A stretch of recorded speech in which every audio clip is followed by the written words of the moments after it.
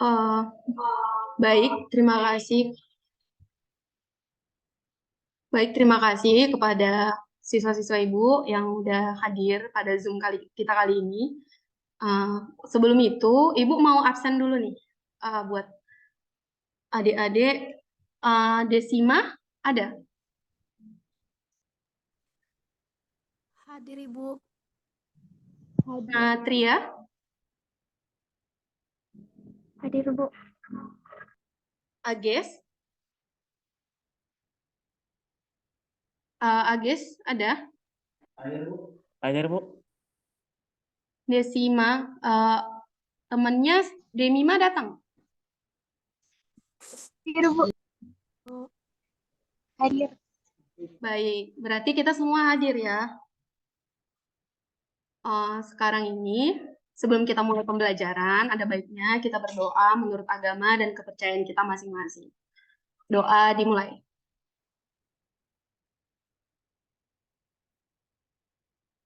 Doa selesai.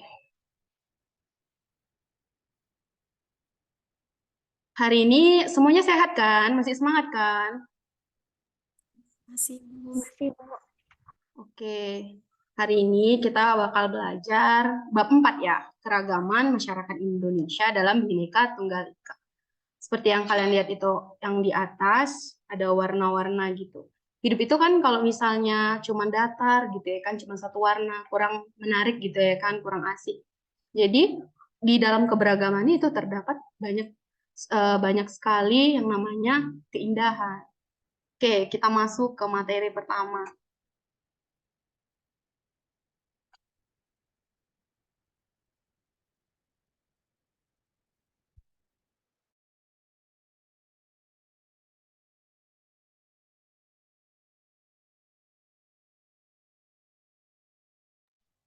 Materi pertama yaitu hakikat keberagaman dalam Bhinneka Tunggal Ika. Keberagaman di sini maksudnya adalah kondisi masyarakat yang di dalamnya terdapat perbedaan-perbedaan di berbagai bidang, terutama agama, suku, ras, budaya, dan antar golongan. Kayak di kelas ini aja, pasti di kelas kita ini ada terdiri dari beberapa suku, terus terdiri juga berbagai agama, budayanya udah beda. Itu masih ruang lingkup kecil gitu ya kan, kelas doang. Apalagi di dalam negara, kita itu pasti kita terkenal kali lah sama keberagamannya. Makanya keberagaman itu dibingkai dalam Bhinneka Tunggal Ika. Selalu kan kita disebut-sebutkan Bhinneka Tunggal Ika. Apa Bhinneka Tunggal Ika berarti apa? Bhinneka Tunggal Ika? Berbeda-beda tetap satu jua. Iya benar. Berbeda-beda tapi tetap satu juga. Lalu setelah masuk mengerti pengertiannya, lalu kita masuk ke makna persatuan dan kesatuan. Persatuan dan kesatuan berarti macam-macam corak beraneka ragam menjadi satu keutuhan itu serasi, saling menguatkan dan menghargai perbedaan. Artinya apa? Persatuan dan kesatuan. Kayak tadi kita kan udah di kelas nih ya. Di kelas kita tuh udah berbeda-beda, tapi kita bersatu membentuk satu kesatuan yang udah beda-beda ini disatukan di dalam kelas. Kita di dalam kelas punya yang namanya aturan dan toleransi gitu. Walaupun teman kita berbeda, tapi kan tujuan kita sama-sama belajar, misalnya seperti itu. Jadi di dalam persatuan dan kesatuan terjadi persatuan antar perbedaan. Lalu materi selanjutnya. Nah, di sini ada prinsip persatuan dalam keberagaman. Di prinsip persatuan dalam keberagaman itu ada prinsip nasionalisme Indonesia. Maksudnya itu, prinsip ini paham mencintai tanah air, adanya kesiapsiagaan dari warga untuk membela tanah airnya. Kemudian prinsip Bhinneka Tunggal Ika, maksudnya itu kita harus mengakui perbedaan-perbedaan yang ada di Indonesia. Karena Indonesia ini merupakan negara yang beraneka ragam suku, budaya, agama, dan ras. Lalu prinsip wawasan Nusantara maksudnya itu merupakan cara pandang Indonesia tentang diri dan lingkungannya, merupakan satu kesatuan. Lalu prinsip persatuan pembangunan. Artinya kalau misalnya di zaman dulu pahlawan kita itu kan dia itu berusaha untuk mengisi kemerdekaan itu, kita kan dia belum merdeka, jadi mereka itu berlawan melalui bambu runcing gitu kan. Di zaman sekarang kita kan nggak ada yang namanya perang atau apa, tapi kita membantu negara kita yaitu dengan pembangunan. Lalu prinsip kebebasan bertanggung jawab, maksudnya itu manusia kita kan di Indonesia termasuk salah satu negara yang kita dibebaskan untuk menganut apapun gitu kan. Tapi ada kata tanggung jawab di situ. Berarti kalau misalnya udah bebas, ada kata tanggung jawab di situ. Kita memang boleh bebas, tapi ada tanggung jawab. Maksudnya apa, Bu? Maksudnya itu tanggung jawab itu kita nggak boleh misalnya ngelarang-ngelarang orang. Kamu tuh nggak boleh, kalian tuh ngambil hak orang gitu kan. Hak orang untuk beragama, kalian larang-larang. Itu artinya di balik kebebasan yang kita punya, kita bebas milih agama apa, kita bebas untuk memilih suku apa, atau sebenarnya bukan milih sih, kita karena udah lahir di mana gitu. Jadi bertanggung jawab lah dengan kebebasan itu. Jadi jangan suka-suka kita, kayak misalnya melarang orang memeluk agama itu atau mengganggu orang seperti itu. Nah, selanjutnya permasalahan keberagaman dalam masyarakat Indonesia. Ibu mau nanya nih sama kalian, kok bisa sih keberagaman masyarakat menjadi penyebab konflik? Kira-kira ada yang bisa jawab nggak? Saya, Bu. Ya, silakan, Desima. Ya, menurut saya, keberagaman menjadi penyebab konflik karena adanya perbedaan antar golongan yang menyebabkan mereka itu mementingkan atau membenarkan golongan mereka sendiri dan tidak bisa menghargai keberagaman yang terjadi pada suku atau agama lainnya gitu, Bu.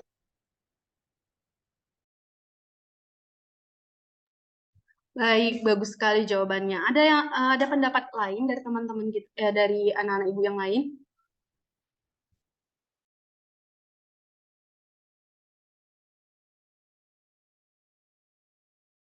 Tidak ada, Bu. Sama seperti Desi, Bu. Oh, oke.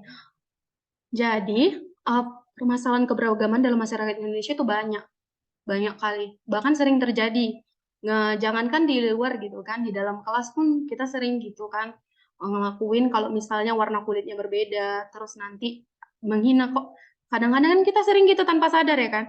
Oh, kok hitam kali gitu kan. Kok jelek kali, suku apa sih itu? Itulah salah satu permasalahan keberagaman dalam hal terkecil aja gitu di kelas. Kita kadang-kadang tanpa sadar kita rasis, tanpa sadar kita mengatakan hal-hal yang tidak enak terhadap suatu golongan gitu.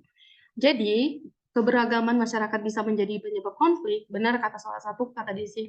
Misalnya di Indonesia sendiri kan banyak keberagamannya. Kalau misalnya kita merasa suku atau agama atau apa kita yang paling benar, yang paling betul gitu, pasti akan lah yang namanya terjadi konflik di situ. Karena penyebabnya adalah perbedaan pandangan, pendapat. Kalau udah perbedaan pandangan, pendapat, pastilah tidak sama gitu. Jadi inilah kita sebagai siswa harus supaya gimana menghargai gitu. Disinilah dibutuhkannya toleransi gimana kita menghargai perbedaan itu gitu, bukan dijadikan konflik, karena nggak mungkin ada manusia yang sama pikirannya, hatinya, pandangannya, nggak bisa kita samakan. Kita nggak bisa maksa orang lain untuk setuju dengan pendapat kita. Jadi solusinya adalah kitanya yang menghargai orang itu, seperti itu, bertoleransi. Itu toleransi itu yang selalu sering kita kasih tahu gitu. Jadi fungsinya toleransi itu biar menurunkan konflik yang terjadi. Ya udah, jangan si panggaron kalau misalnya di sini kita bilang kan merasa paling benar gitu, yang merasa dia yang paling lah. Usahakan kita kurang-kurangi lah yang kayak gitu ya, anak-anak, bisa dimengerti? Bisa, Bu. Bisa, Bu.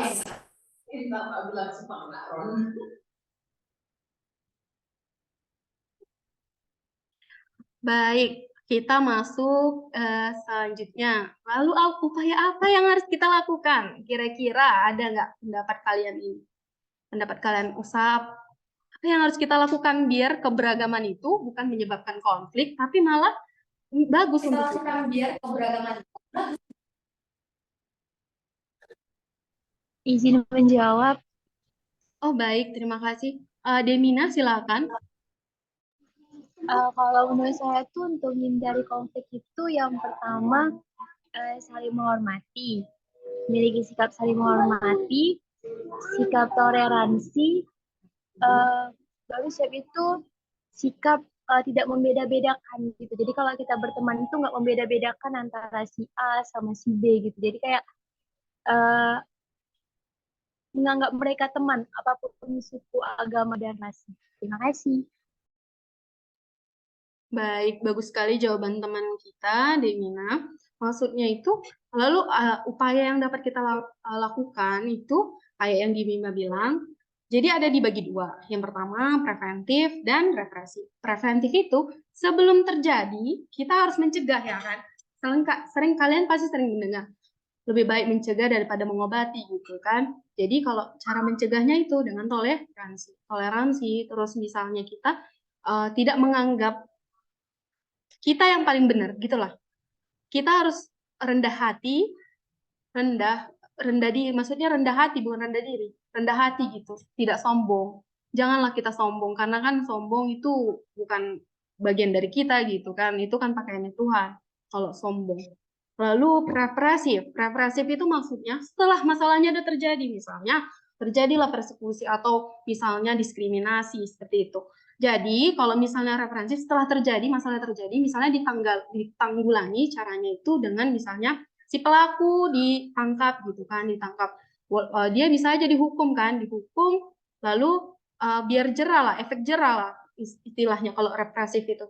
Menimbulkan gimana supaya si pelaku ini nggak ngelakuin itu lagi gitu, karena dia udah ngelakuin, dia biar menimbulkan efek jerah. Bisa jadi hukumannya dari masyarakat, bisa jadi misalnya hukuman dari masyarakat itu disuruh entah ngapain lah, dia tuh berkeliling dia minta maaf apa segala macam seperti itu, bisa beda-beda lah. Nah, terakhir kesimpulannya, bangsa Indonesia mempunyai 3 kekuatan untuk mempersatukan bangsa, yaitu meyakini dan mengamalkan Pancasila sebagai dasar negara, dan pandangan hidup bangsa, semboyan Bhinneka Tunggal Ika, dan bahasa Indonesia sebagai bahasa persatuan. Jadi, di Indonesia ini walaupun sukunya banyak kali gitu kan, tapi kok bisa adem-adem gitu, walaupun ada beberapa di tempat konflik gitu kan. Ya, itu salah satunya ya karena manfaat dari Pancasila sebagai dasar negara kita. Lalu ada semboyan kita itu yang tadi dari disebut sama Diksi, Bhinneka Tunggal Ika, beda-beda tetapi tetap satu juga, dan bahasa Indonesia sebagai bahasa persatuan. Jadi kan biasanya kan sering tuh kan pakai bahasa daerah, kalian bisa bahasa daerah, dan terus temannya juga bisa bahasa daerah lain, terus cakap lagi gitu kan. Tapi kan bingung gitu kan, nggak bisa dipersatukan karena nggak semua orang bisa mengerti bahasa daerah. Tapi dengan bahasa Indonesia kita bisa ngerti tentang teman kita lagi mau nyampaikan apa. Jadi bahasa Indonesia merupakan bahasa yang menyatukan kita. Oke, sekian dari hasil penjabaran Ibu. Kira-kira ada nggak yang mau bertanya?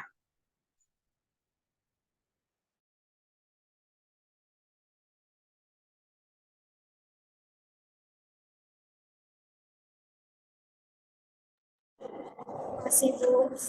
Iya, silakan Desi. Pas, Bu, tidak ada pertanyaan. Yang lain ada nggak kira-kira pertanyaan?